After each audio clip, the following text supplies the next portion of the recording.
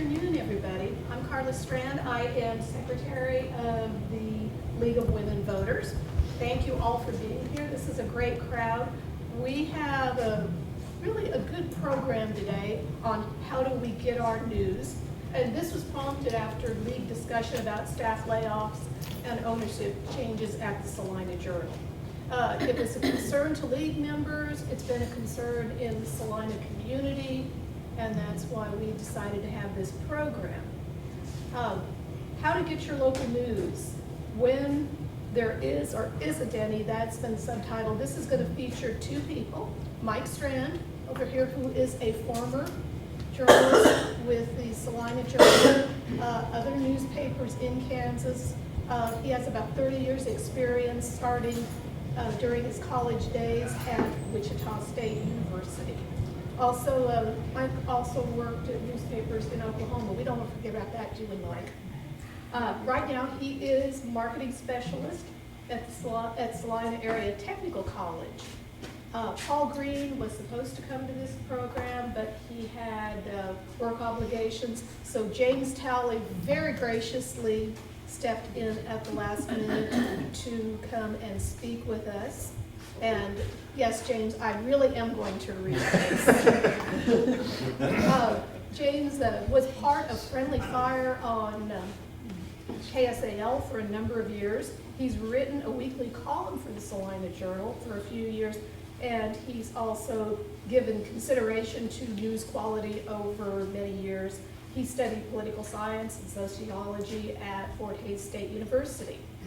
This program is the first of 3 League of Women Voters programs that are planned for this fall. These lunch and learn programs they last for about an hour and 15 minutes. They focus on local and national issues, open to the public. Question I hear from a lot of people is what happened at the Journal all of a sudden, and so we're going to talk a little bit about history of newspapers in Kansas, how the business model works, what happened. First of all, the all of a sudden part. Newspaper readership, as you can see, the eagle at the top, that top blue line there has been a little bit of an anomaly in the 70s, but you can see a steady downward trend at Wichita Eagle, Capital Journal, Salina Journal. Smaller papers tended to be less affected over time. Big metros were most affected. Papers the size of Salina and Hutchinson, kind of in between in terms of the effect of just generally declining readership, but I wanted that there for perspective first. When I first got into newspapers after college in 1988, 89, Kansas was pretty much dominated by, outside of Wichita, which was Knight Ridder, a big nationwide chain. Most of the larger papers in Kansas were owned by either Harris Enterprises, based in Hutchinson, which also owns Salina, Hays, Garden City, Ottawa, a couple smaller places that couldn't really fit in the map very easily and still be seeable, or Stauffer Communications. My first job was at the Pittsburgh Morning Sun. They also owned the Topeka paper and a few others around the state. Lots of independent papers. McPherson, Manhattan. Manhattan had been Seton family for generations. Emporia, the White family for generations. A lot of smaller papers also, but again, like I said, wouldn't fit the map. 5 years later, there were some changes. Morris Communications, based out of Georgia, came in and bought the Stauffer papers. Papers change hands all the time. You'll see papers on the map, papers not on the map. It seems like almost every paper you could name in Kansas has been bought and sold at least once, maybe twice or more in the last 20 years. So newspapers changing hands, again, isn't all that unusual. Not much of consequence happened over the time from 95 to 2005, and then in 2007, Gatehouse, and I actually had to go back and look this up because I didn't realize it had happened that long ago, bought most of the former Stauffer papers from Morris, except for the Capital Journal. I was working at a paper in Oklahoma that got bought by, sorry. Gatehouse? Yeah, long time ago. I was backing up there. I was at the Journal by this time, but the paper that I had previously worked at in Oklahoma had been bought by Morris and then was sold to Gatehouse in 2007. A few years later, there's some changes. 2017, 18, 19, Gatehouse bought the other Harris papers. They also bought some independent papers, for example, well, not really independent, but other ownership by Leavenworth, Newton, or not Newton, Leavenworth, El Dorado, and some places like that. Also over time bought several smaller papers, again, that the mapping would really fit Wellington, Augusta, right in the Wichita area, and some places like that. Like I said, when I worked at the paper in Oklahoma, oh, sorry. Yeah. When I worked at the paper, better? Yes. In Oklahoma, selling from Stauffer to Morris, there were very few changes at all. Actually, in a lot of ways, we got raises. There was a little bit more investment. We got to go to national conferences that Stauffer hadn't been paying for quite so much over the last few years. Gatehouse represents kind of a different kind of owner, though. This is from University of North California, which did a look at, and their data was about 4 years old now, but they looked at who owned the biggest bulk of newspapers in the country in 2004 and then again in 2014. They kind of divided it up. What you see here is Gannett, which was a news organization, Knight Ridder, which was a news organization. Working your way down, most of those are, Hearst, McClatchy, Scripps. If you've been in the news business, you know those as decades-old news companies. 2014, what you see on the right there now, Digital First Media, Tribune Publishing, New Media Gatehouse, which are all, maybe they have a news focus, but their overall ownership really is an investment bank, a hedge fund, an equity fund, something like that. Put that back in just and talk a little bit about the newspaper business and how it works. When I spent half a day trying to find this quote, and I know Dave Barry said it, but I could not find it for verification anywhere, so there's a question mark there. And the exact wording might not be quite right, but Ford. People quit buying F-150 pickups, Ford shuts down a production line. The line that's still working still turns out an F-150 the same quality as it did before.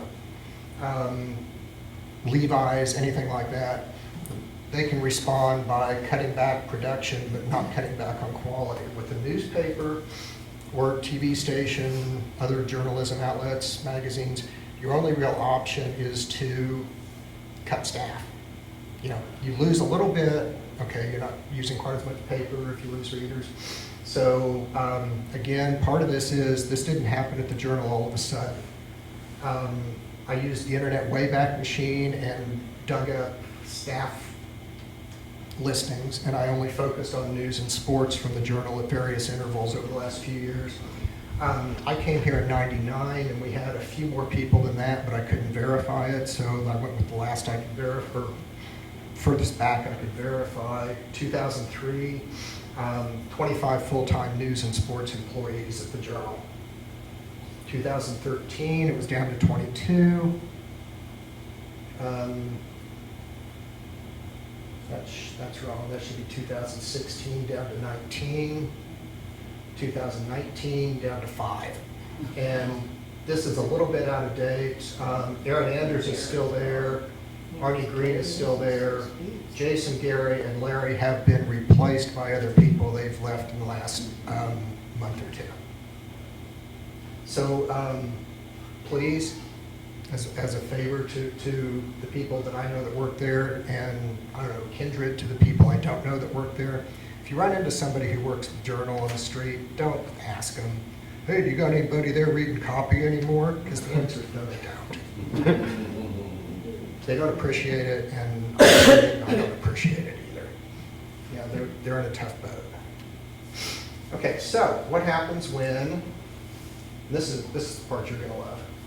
What happens when readership and journalism go down? when there aren't as many people covering local news, I'm going to show you just flashes from several research papers. This one from a couple of economists and political scientists, sponsored by the Brookings Institution, published in Journal of Politics, so appeared and all that. Less intense coverage of congressional races. Fewer stories, fewer in-depth stories, fewer hard questions, fewer pinning candidates down. What that leads to, and I'm going to blow up part of this, what that leads to, they found, is if you're not reading about these candidates, you don't care about these candidates, you don't vote for these candidates, civic engagement, voter turnout, all those things go down. This is also the part I figured the lead people would like. Yeah, Yeah. that thrum a bone. Right. Another one, they gauged, where was this one at? I don't remember exactly what they looked at. But anyhow, they looked at some places that had sustained drastic cuts to their news organizations between like 2008 and 2010. Again, they found citizens were less engaged. In polling, they found the citizens were less familiar with their House candidates, congressional candidates, less likely to vote, projected lower voter turnout that turned out to happen.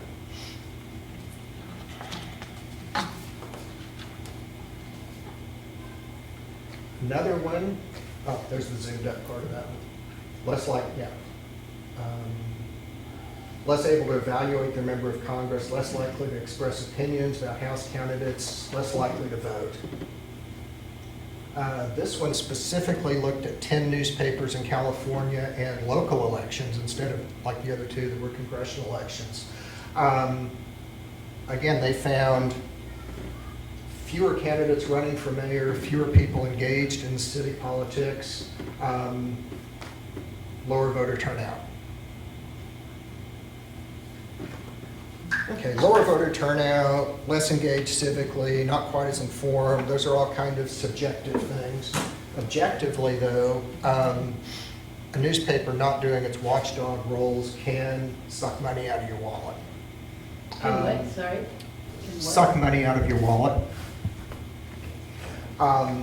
This study, which was done by some economists at the University of Illinois and Notre Dame, analyzed lots and lots of places around the country where news coverage had shrunk or newspapers had closed, and they literally found that bond interest rates, when cities or school districts borrowed money, 5 to 11 basis points higher. Cities, counties, school boards, whoever was borrowing the money, were maybe more likely to do an advance refunding, which might get the bonds paid off sooner, but was more expensive and things like that, without somebody there asking, why are you doing this and what's the alternative and what is this costing?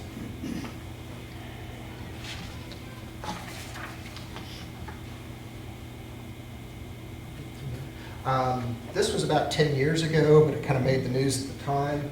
City in California, about the size of Salina, 40,000, roughly, if I'm remembering right. This has been going on for 8 or 9 years when somebody finally called the newspaper, which happened to be the Los Angeles Times, was the nearest large paper. City manager and city council members voted themselves raises. In a town the size of Salina, the city manager was making, like it says there, $800,000. City commissioners were making, I don't remember, $300,000 or $400,000 a year. California state of California enacted some municipal reforms capping pensions and so forth for municipal employees. So these guys got together and had a charter election, which was a way to get out from under that state law, that had, I think it was 450 people vote out of a city of, like I said, I think it was about 40,000.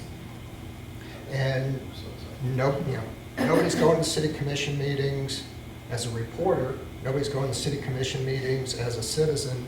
So this kind of stuff all happened in totally open session that anybody could have seen if they'd been there, but nobody was. Several people ended up in jail over that one. Okay, so I skipped something.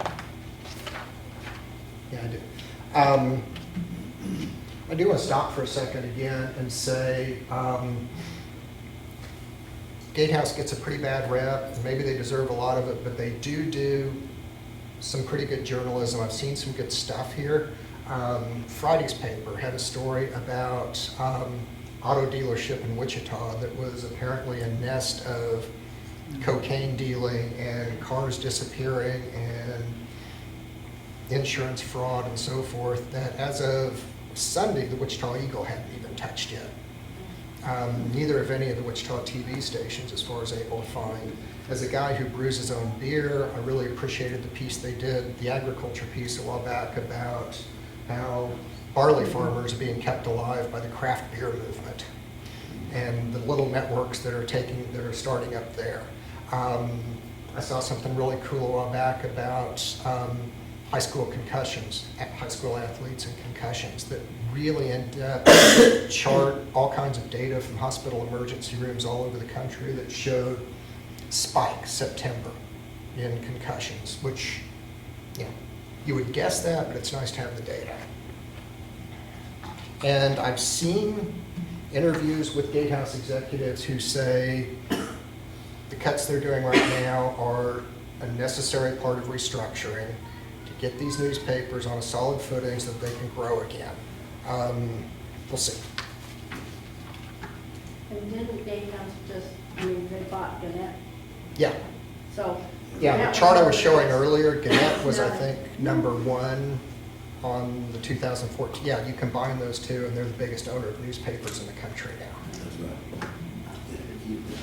Okay. Part of what we were asked to do is, who wants to make some news? What's an alternative if the Journal doesn't do what the Gatehouse execs sometimes say it will do? I'm going to run out of time real quick. We'll do questions and answers. If you wanted to start your own news organization, some things you'd want to think about. Would you want to do print, online, some of both, home delivery, or just racks around town, paid or free? I've talked to a few people in the newspaper business now around the country that I've known for decades, and some people around here who are out of it, just kind of tapping their knowledge. Home delivery, if you wanted to do that in a town the size of Salina, at the level, the volume the Journal was doing it 10 years ago, they say you would need 4 or 5 full-time people just to manage the people who are doing the deliveries. So that's, you know, huge expense to start up with. Does anybody have any preferences? If we were going to, if somebody were, not me, I said we, not me.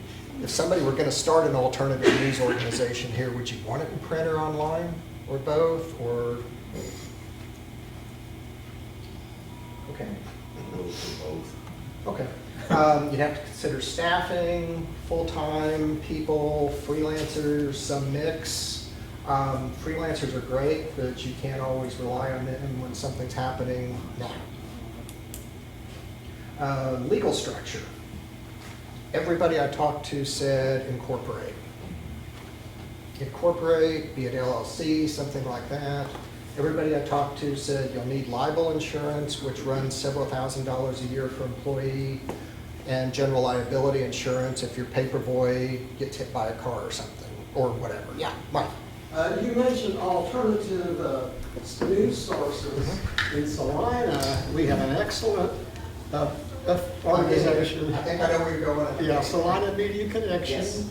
That's, you know, we produce YouTube videos, and we're getting more volunteers and more shows. So we're, You're definitely on the list of things that are already here that someone could leverage if they wanted Yeah, to. okay.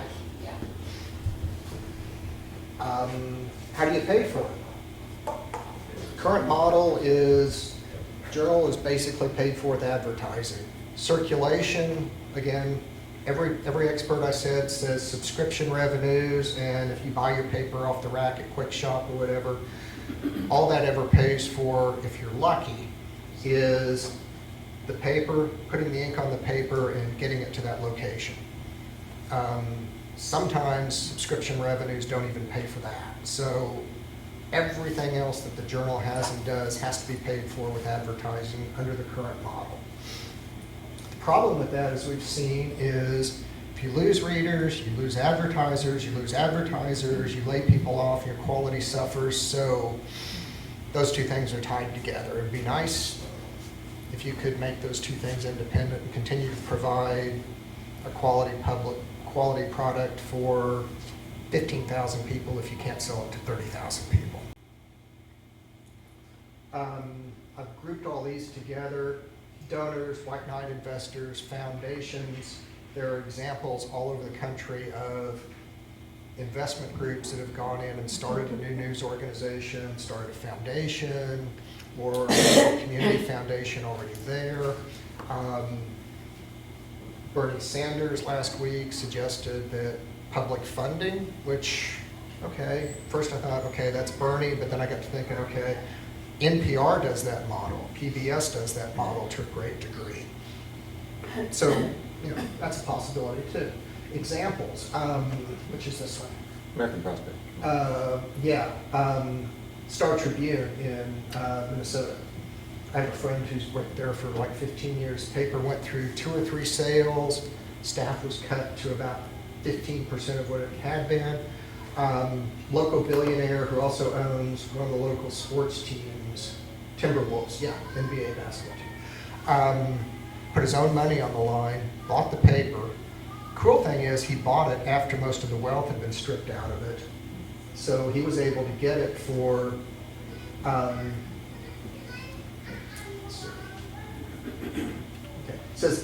he was able to purchase the paper for 4 times projected annual earnings. 15 years ago, a typical newspaper would sell for 15 times annual earnings. So he got it at quite a discount because, you know, costs have been cut, employees have been laid off, union contracts had been renegotiated, and he basically set it up as an independent organization. He says, if you guys make money, great, pour it back into the product. If you don't make money, call me and we'll see what we can do. He hired a pro from Time Magazine to run the thing.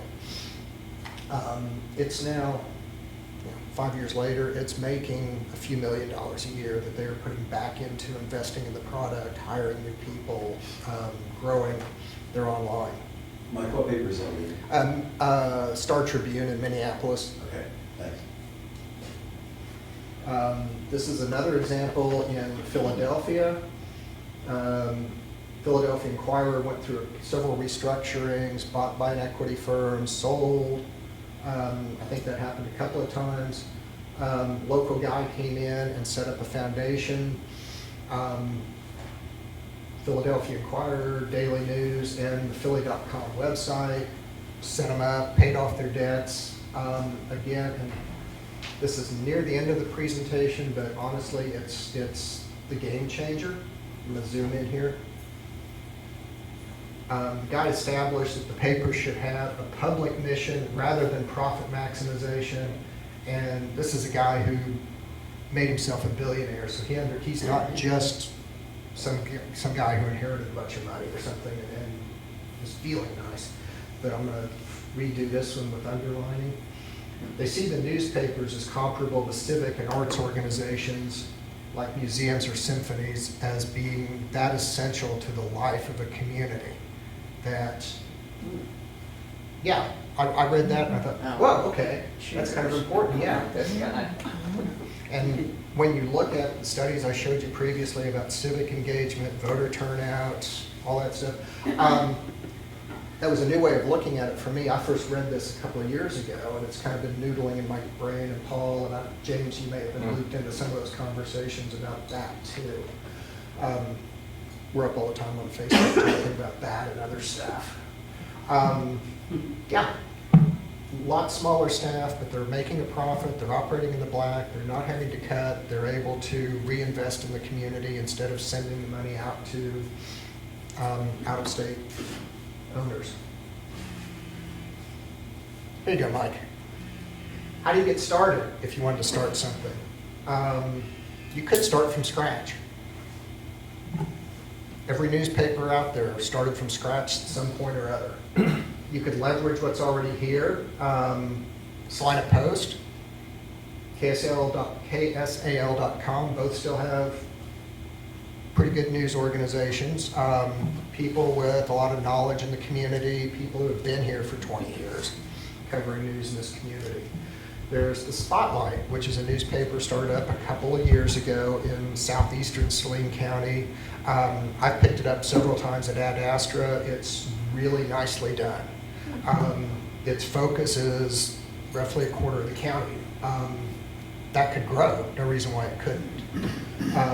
Salina Media Connection, video production facilities, access to everybody in town with cable, and you can also watch the videos online. That certainly could be a part of the puzzle overall. Also found there are several examples around the country where people have bought papers back from Gatehouse or one of the other equity firms, and like the example I was showing you with in Minneapolis, substantially less than what they originally bought for. You know, much smaller operation and so forth. Those are some options. Quick question.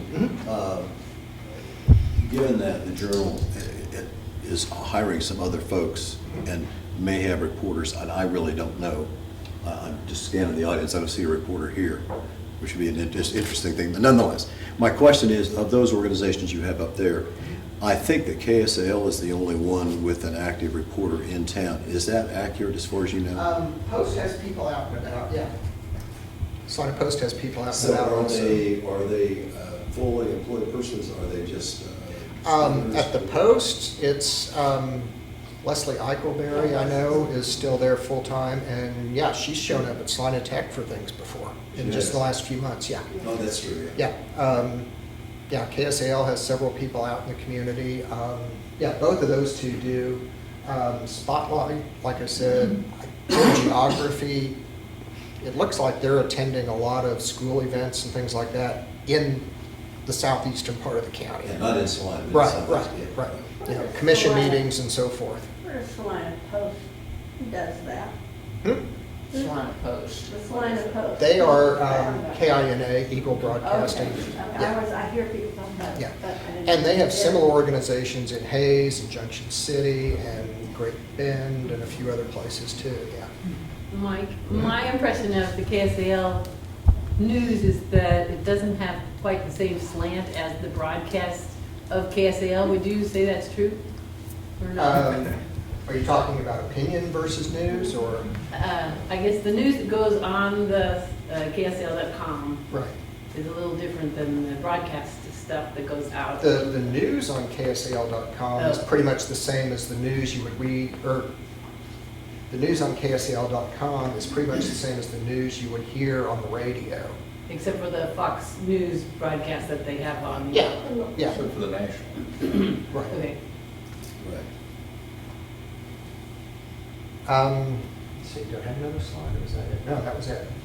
So those are some options. There are probably others. I've talked to a couple of separate groups in town that are looking at some mix of some of those, both in terms of what's already here, print or online, or video, or funding sources. So stay tuned. Have you, So that's it. We're open for questions now. have you read the May issue of the Kansas Leadership Center's journal Yeah. that they put out? And it was about this very topic. Oh, right, okay. And it did a really good job of explaining what's happened, you know, in good everyday language of what's happened in papers and how we got here. It also has a couple of examples, one in Prairie Village of a couple that started an online post, and then now after 7 years, it's you pay for access. There's one like that in McPherson also. And then there's also one, Kelsey Ryan, former reporter for Wichita Eagle and Kansas City Star, I was gonna include her in this, yeah. doing a digital startup, Yeah, the beacon. focusing on nonprofit online news organization focused on providing in-depth reporting on how communities are impacted by government. Yeah. Yeah. And they gave that a couple of examples, but it was a really good, I have it at Yeah, home, the but. Beacon, I don't know how that didn't get in here. Yeah. Elsie's thing I've been following for about a year now, yeah. But that, their whole issue and that issue, the main issue was about I'll check what that out. happens Yeah. when we don't have news. And what's happening all over the state. Cool. My other concern is, you know, it's fine to have other things, but I want a non-biased reporter reporting. I don't want just Sure. Joe down the street writing his opinion about the city commission meeting or, you know, and that's huge. And that's expensive. I know, it's Yeah, huge. that's expensive. I wonder, I haven't talked to James about this, but James, you started a Facebook page, right, about 6, 8 months ago for people interested in this issue, maybe creating another spot. What's happened with that? Any? 3 people were interested. Is that right? 3? Yeah, oh, Yeah, What was 3 it called? people. yeah. It was, granted, this wasn't a massive public rollout. It was a discussion brainstorming group that focused on a lot of these questions, especially there at the end. You know, start from scratch, leverage, et cetera. It kind of spawned off a closed group that was already active, saying, look, you know, maybe media coverage isn't your bag. If it is, here, we're going to take this into a different forum and have the conversation. And literally 3 people showed up. Now, that may be an issue with regard to the group it spawned off of, or it may reflect something even more depressing. I can't tell you, but yeah, I mean, this topic has been, I think, one of the problems I think that maybe is becoming more salient to us today, perhaps especially today, is the enormity of stuff that we care about to some degree, that we want to keep up with, and how fast stuff is happening in every one of those categories. A newspaper used to be sort of a daily encyclopedia of at least the breaking stuff, and if you had a healthy newspaper, you could afford to pay somebody to work on a longer term project that gave more depth on a perennial issue, or do more than just the president today, the city commission today announced. They could say, hey, look, this is how we got here. This is how we have this tangle of traffic in downtown. Or this is why we have this really bad poor neighborhood in town. Or this is why you're paying so much taxes, and a historical overview. And sometimes all you have to do is comb through your own archives to produce that sort of thing. But, you know, it wasn't just breaking news and stenography. One of the problems that I find with some of the existing sources in town is that if you look at them, and if you think that they are replacements for the Salina Journal, do a word count on how long one of the radio-affiliated news stories is. Just listen to the news breaks, the local news breaks on the radio stations. 3 sentences per topic. They're writing for radio, which They is are. different than writing for radio. And I mean, it is what it is. It has its place. It does not replace, however, text, long form, detail, and all the things that newspapers, when they're healthy, are capable of. I could never write for radio. No. That's a skill though. It's not just don't put stuff in. It's a different skill set. Now, I am not really a venture capitalist by any shade of the imagination. So I'm glad that the conversation about what to do next is happening. It's happening way above my pay grade. What I am interested in doing in the meantime is trying to keep, I guess, the culture of information, engagement, and participation alive amongst all of us regular folks, to the extent it isn't already dead, by trying to get folks to do more on their own in the meantime. I attended a really nice talk by a political scientist at First Presbyterian Church recently about, oh gosh, what was he Oh, it's the talking one about? that I didn't know about until afterwards. Yeah. Mike Smith. Right. He was talking about, gosh, he was so important that I forgot the crux of his conversation. I can tell you the points that he raised, but the thing was there were no reporters there. And to some extent, that's understandable. How many reporters do they have at the Post, at the Salina Post, at KSAL, running around town, do you think? Couple. So Maybe 3, yeah. when we looked at the Salina Journal's decline from 25 or more people back in the day to 2 reporters, Jason Beats and Gary, for me, that was... Well, and when I came to Salina in 1999, KSAL had 5 or 6 reporters. Yeah. They were at school board meetings, they were at county commission meetings, they were, yeah. One of the nice things about KSAL and the radio stations, because they use a primarily online and radio focus, they're going to be recording everything, at least audio, so you can actually hear audio clips. They're also going to be posting stuff to, posting video. Now, SMC, Salina Media Connection, of course, is a video medium. One of the interesting things about the way radio covers things is that it, in some ways, is a little bit like what reading a newspaper used to be like. If you're like me, you didn't read the Salina Journal cover to cover any day. You had certain topics or sections of interest.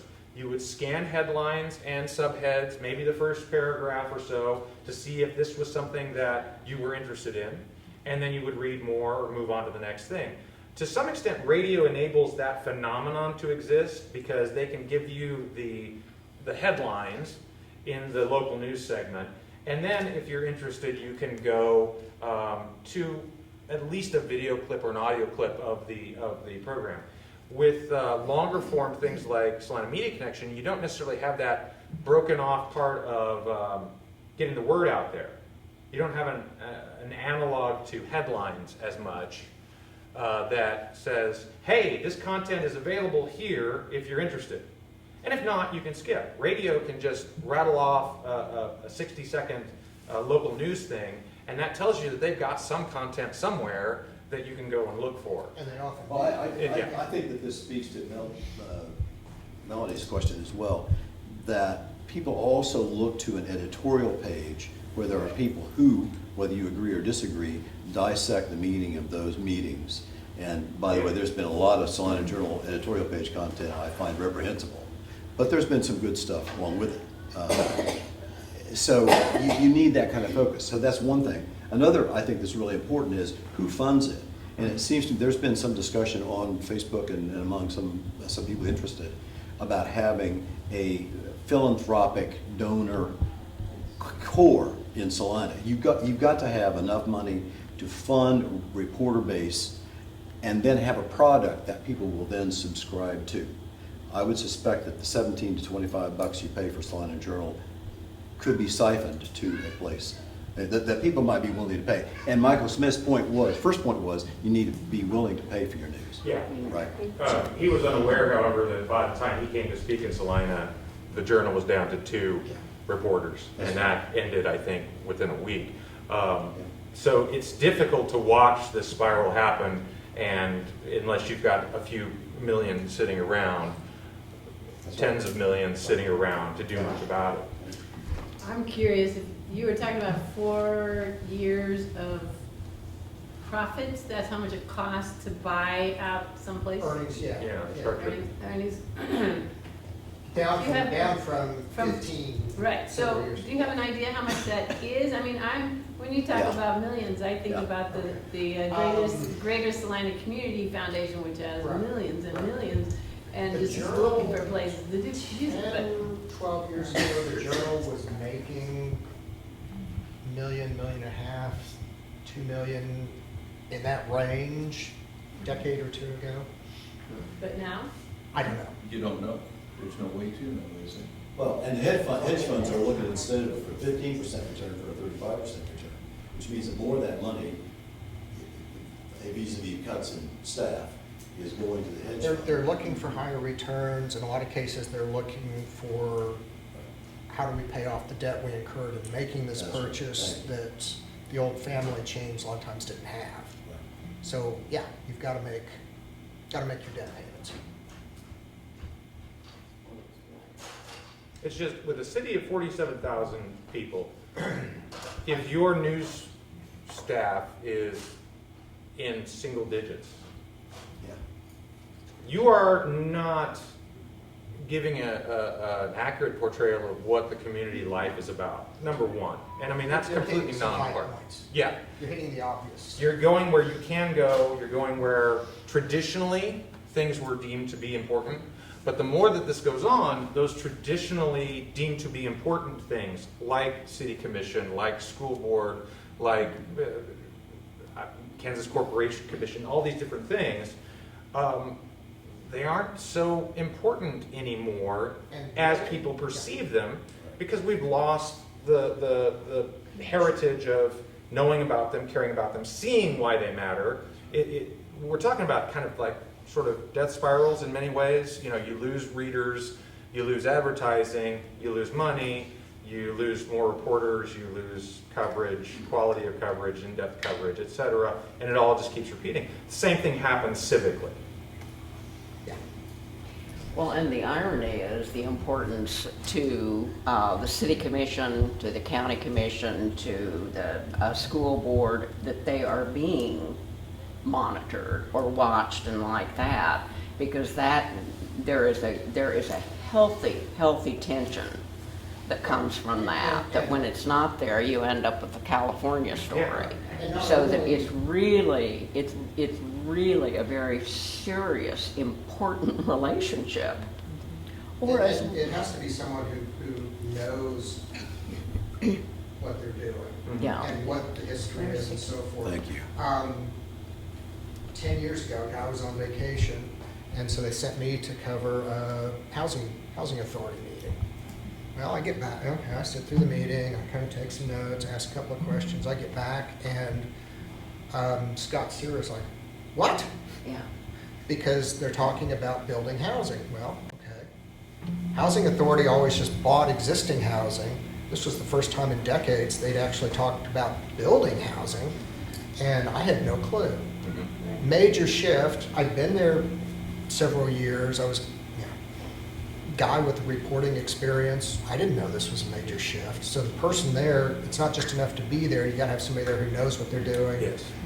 knows the history, knows what kind of questions to ask, and that's a good example of a guy, fairly bright guy who just had no clue that day.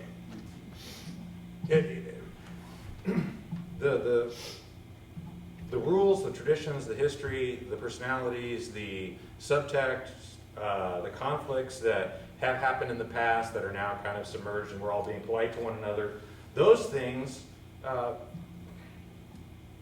form the background and give, they inform your ability to ask smart questions or recognize something that's important.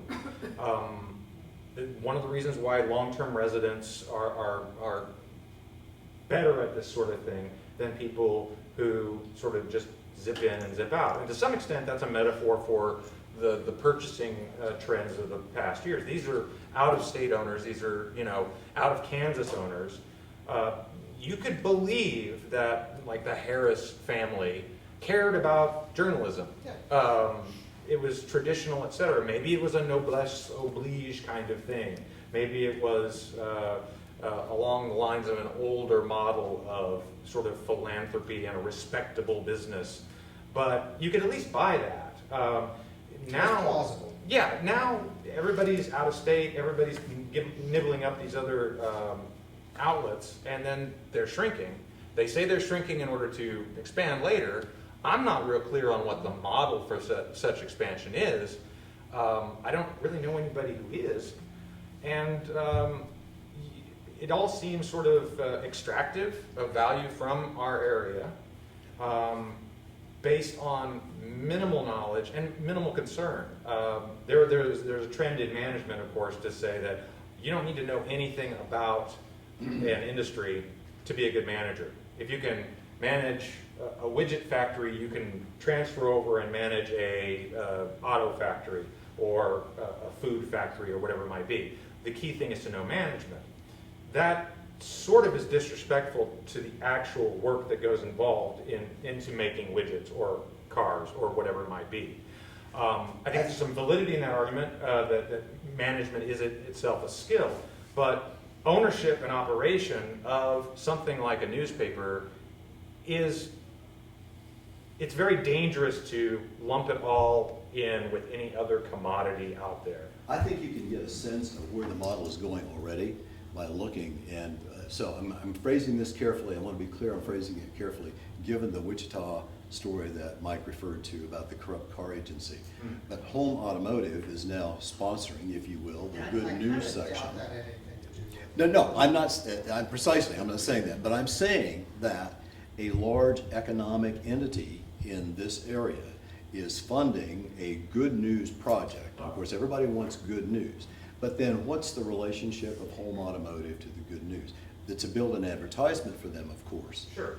But so I think this gives you an idea about what direction it goes. And if there were, for example, a similar scandal, and I'm not saying there is, but if there were at Home Automotive, would there be coverage if Home Automotive is funding the Good News Project?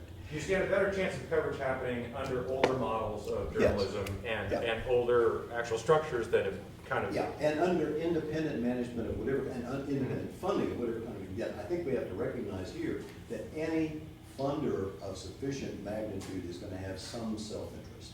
Sure. In that, right? One of the things that Mike brought up with the Pointer Institute, the Lenfest Institute, and the purchasing of the newspaper and considering it part like a civic group or an arts group. That's good, but it also puts the emphasis on the positive. Everybody likes a symphony or an art museum. It's very rare, and usually only in big cities, where symphonies or art museums offend anybody. Right. So the positive spin is a newspaper can be a wonderful, we all feel good about the fact that we have an art museum or a symphony. And even under the old models, I think newspapers tended to do a lot of local boosterism, not all of which is bad. You should have something that makes you feel good about your community. But a newspaper, if it's really going to fulfill its function in a civic ecosystem, has to also be a predator sometimes, and not just a cute fluffy bunny we want to pet. Now, you misunderstood that comment. No, do you mean the civic and arts organization? To me, that had more to do with thinking of the newspaper or the journalism as the heartbeat of the community. And the connective and how we do our work as opposed to fun and good and let's feel good. I think because the arts museums, the art should be asking the hard questions. I agree with you. Just like, okay, Yeah, so let's just be clear. It's just, I think that the choice of those as the example puts the emphasis on, oh, this is a nice thing that everybody likes. Who doesn't like a symphony or whatever? I think you're actually making a mistake about charities. I don't think the local museums are necessarily that willing. They're willing to make people feel uncomfortable. Salina Art Center is an example of that. But I also think you're misunderstanding a nonprofit is that you have to live up to your mission. Mm-hmm. And so a mission of that, a nonprofit for a newspaper would be completely different than the symphonies. And so you have to realize that is your protection also with your donors or your subscribers and everything. So I think, to me, it makes sense that journalism needs to go toward a nonprofit. I agree. I think it could be a real protection in a certain way. I agree, and I'm not saying that Salina's Symphony or Salina's Art Center or any of these other places, I mean, good gosh, Martha's in the room, I wouldn't make it out alive, are fluffy bunnies. No, I understand that, but I also think you're not quite getting the idea of what a nonprofit can really do for the group itself. I think newspapers should be nonprofit or publicly funded, and I always have. I've always been more critical of the old model of journalism where it was owned by the Harris family or primarily funded through advertising. Because if Dillon's can put out a big ad, Dillon's has more clout. And while reporters will tell you that no, there really isn't any kind of, you can't write a bad story about Dillon's because they take out a circular every week, that is true. There are instances and occasions where a powerful entity in a community, be it commercial, traditional, whatever, has a very, let's leave no fingerprints, influence on how aggressively something is covered or not covered and so on. And it primarily works through sort of an old boy network to some extent in smaller communities, and then a bottom line advertising kind of thing. If you upset the wrong person, they have a lot of influence to try to bring you down, and the leverage point is advertising. So I have always been more critical of the kind of journalism we miss now. Actually well-staffed newspapers, but they are funded through. It had a good run. Yeah, it did, and it worked allowed. pretty well most of the time for decades. It allowed an interesting compromise between the journalistic ethic of truth-telling and getting to the truth and being objective and so on, not picking sides, versus just a house organ that just says whatever the owner wants. You could have that ethic inside journalism for a long time. I'm wondering whether or not that can happen when the people buying up newspapers have no background, interest, or concern about journalism as a profession with its own ethics and integrity. Have we, or anyone had the opportunity to look at Gatehouse's history with other newspapers and see what in fact they have or have not done? And we could look at what our potential future might Their be. history is fairly recent. Don't quote me on exact dates, but they came out of bankruptcy 5 or 6 years ago, and that's when they kind of went on their latest buying. So we don't have anything to There's- look at to say this is potentially what's going to happen to the Salina Journal. I think it's a write-off. There have been a few papers that have closed. I think it's a write-off. I think Yeah. the Salina Journal is gone. Actually, I spoke to the gentleman who just left from the managing director, and he in essence only would say, money is the bottom line. Yeah. No surprise. But,